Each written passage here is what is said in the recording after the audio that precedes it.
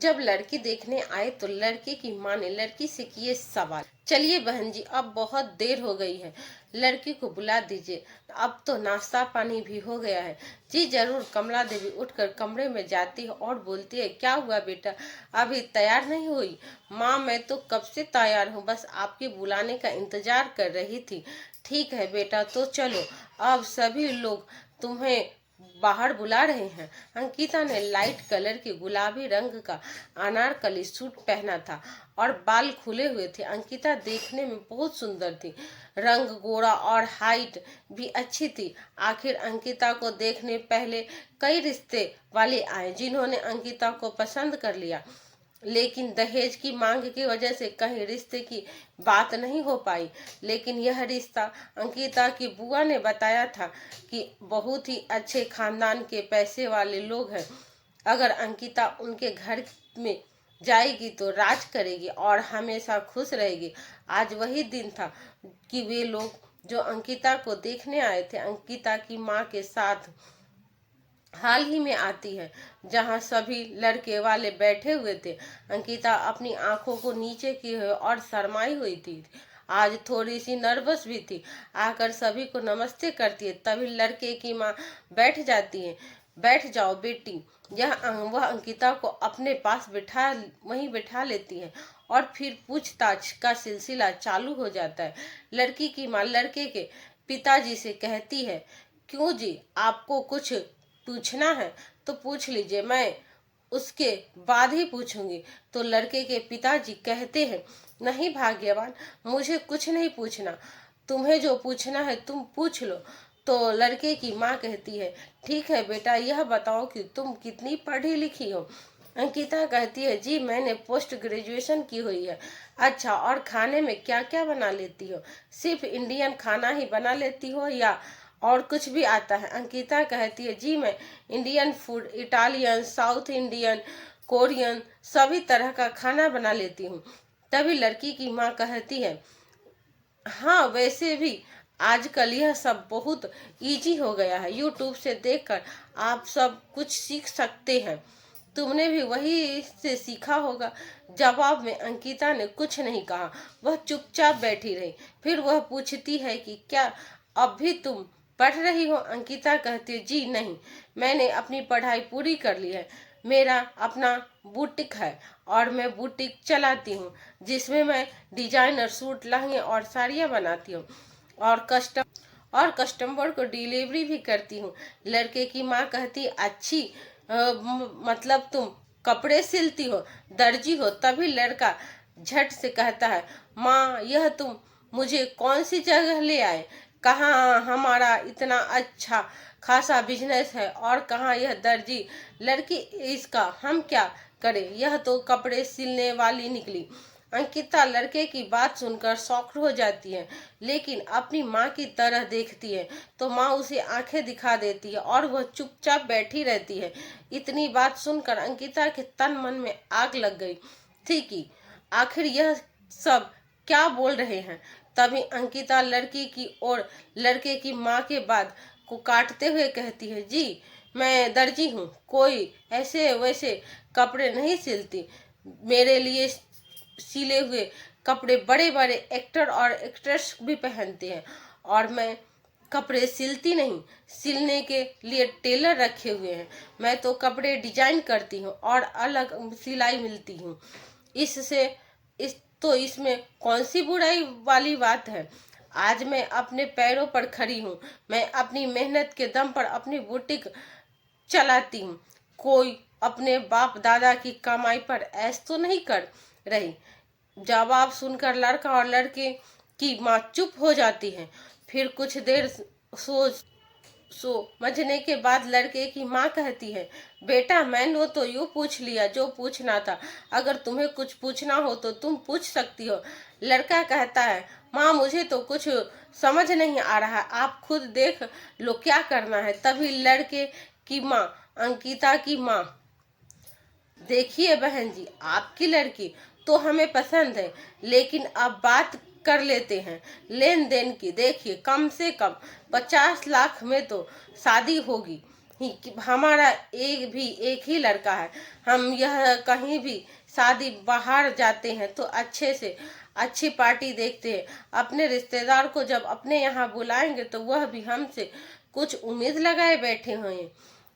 हम भी तो चाहते हैं कि हमारा एक ही बेटा है, उसकी शादी बहुत धूमधाम से हो। अंकिता की माँ कहती है जी बिल्कुल, लेकिन 50 लाख तो बहुत ज्यादा हो जाएगा। आप तो जानती है कि मैं एक सिंगल मदर हूँ। अंकिता के पिताजी बचपन में ही गुजर गए थे। अब जब अंकिता अपनी स्कूलिंग की पढ़ाई कर रही थी, मैं अकेले सिलाई करके जैसे तैसे अंकिता की परवरिश की हूँ। लेकिन आज अंकिता अपने पैरों पर खड़ी है। 50 लाख तो बहुत ज्यादा है। आप एक बार दोबारा सोचिए। लड़के की माँ कहती है इसमें कम से कम तो बात नहीं बन पाएगी। हमारे लड़के के लिए घर बैठे 70-80 लाख देने वाले यूं हजारों लोग हैं, पर हमें किसी की लड़की पसंद नहीं है। आपकी लड़की हमें रंग रूप देखने में तो अच्छी लगी, तो इसीलिए मैंने कह दी। अब आप देख लीजिए, इससे कम में तो बात नहीं बन पाएगी। अंकिता की माँ कहती है ऐसा मत कीजिए, मैं आपसे बहुत उम्मीद लगाई थी। तो लड़के की माँ कहती है अच्छा, अगर आप 50 लाख नहीं कर पाएंगे तो आप ये जिस मकान में रहती है, आप जिस मकान में रहती हैं, यह आपका ही है ना। अंकिता की माँ कहती जी हाँ, यह मेरा अपना ही है। मैंने अपने ही मेहनत मजदूरी से यह मकान पाई पाई जोड़ कर खरीदा है। तो वह कहती है वैसे भी जब आपकी बेटी की शादी हो जाएगी तो फिर आप इस मकान का क्या करेंगे, क्योंकि आपने तो अपना मकान को बेचकर जो पैसे आएंगे उससे अंकिता की शादी कर दे। आप तो फिर अकेली रह जाएंगी, और अकेली तो आप किराए पर भी रह सकती हैं।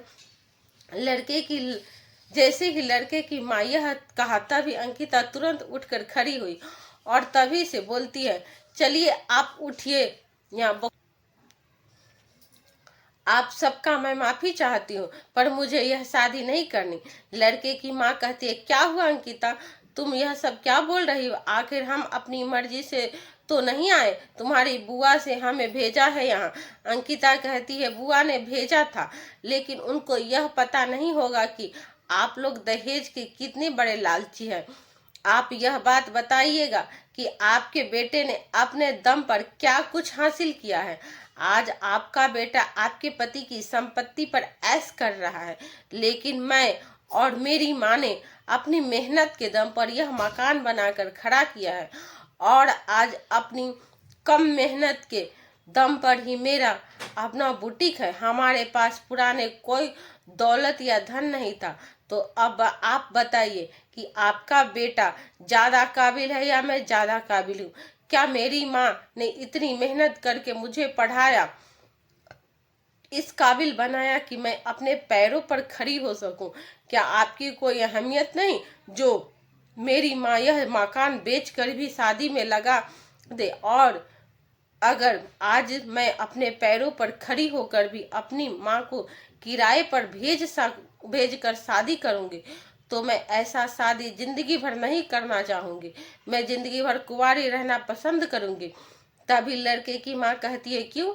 अंकिता की माँ क्या आपने हमें अपमानित करने के लिए बुलाया था? अंकिता की माँ अंकिता को खूब आंखें दई खाई, उसे चुप रहने के लिए बोलती है, लेकिन अंकिता तब उसके जो मन में आता वह कहती है। लड़के की माँ कहती है लड़की जरा सोच समझ कर बात करो, हम इज्जतदार लोग हैं, तमीज से बात करो। अंकिता कहती है तमीज से बात तमीजदारों से के साथ किया जाता है, आप जैसे दहेज के लालची से नहीं। भले ही आपके पास कितनी भी पैसा क्यों न हो, लेकिन फिर भी आप मेरी माँ के सामने दहेज के लिए मुंह फाड़ रहे हैं। ऐसे लोगों से के घरों में कभी बहू बनकर आना पसंद नहीं करूंगी। इससे अच्छा तो मैं शादी ही ना करूं। लड़के वाले तभी वहां से अपना मुंह लेकर चले जाते हैं, और बाद में अंकिता की माँ अंकिता से कहती है अंकिता तूने यह क्या किया? बेटा अगर वह नहीं मानते तो मैं इस मकान को बेचकर तेरी शादी कैसे भी करवा देती। अंकिता माँ से कहती है, मेरी भोली माँ, प्यारी माँ, आज अगर मुझे पढ़ने लिखने के बावजूद भी दहेज देकर आपको शादी करनी पड़े तो मेरी फिर काबिलियत को कोई मतलब ही नहीं रह जाता। और जैसे वैसे भी आपको क्या लगता है, अगर यह मकान बेचकर आप मेरी शादी कर देते तो क्या मैं एक सुखी जीवन जी पाती? लालची लोगों का लालच कभी खत्म नहीं होता और वो हमेशा मुझे किसी न किसी लालच के लिए प्रेरित करते रहते। माँ, मैं शादी ऐसे घर में करूँगी जो पैसे से नहीं, सिर्फ मुझे और मेरी काबिलियत को देखकर, मेरे हुनर को देखकर मुझसे शादी करेगा। और आप चिंता क्यों करती हो माँ? इतनी बड़ी दुनिया है, ऐसा नहीं हो सकता कि सभी लोग दहेज के इतने लालची हो। अगर मेरी किस्मत में लिखा है तो वही कहीं न कहीं कोई न कोई मुझे पसंद करने वाला जरूर आएगा। अंकिता की माँ खुश हो जाती है। तो दोस्तों, आपको ये कहानी कैसी लगी कमेंट करके जरूर बताएं। पेज को फॉलो करना ना भूलें। धन्यवाद।